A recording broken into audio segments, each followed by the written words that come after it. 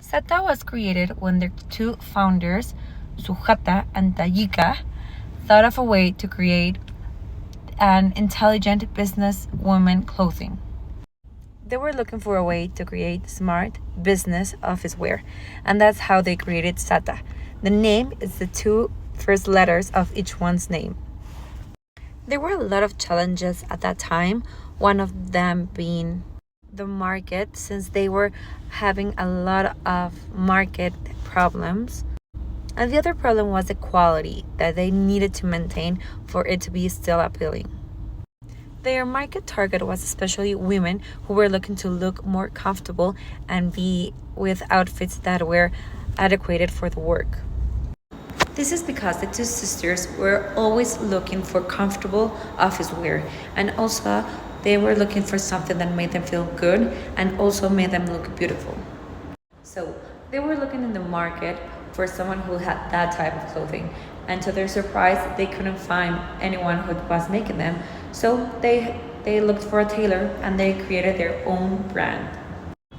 As they started growing, they noticed that one of their problems was that all of their orders came from Facebook, and they needed more structure to be able to dispatch all of those orders. And also, they didn't have a lot of people who were able to do all of the work and all of the jobs that they needed to. So at first, the people who had more confidence and they were more trustworthy, they started to be able to do a lot of other jobs like delivering, and also they started having more responsibilities as some part of the accounting. And what they did was they hired people who had those skills, and that was also going to make them grow. Once they solved this first problem, they had another one, because when they became even bigger and they had more demand, they started getting a lot of trouble and problems with the quality.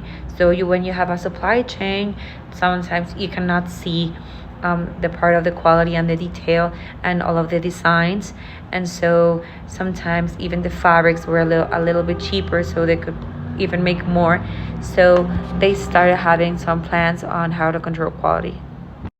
So the QC department, they were trained to detect defects, and that was a lot of because the sisters paranoid on having something not well done.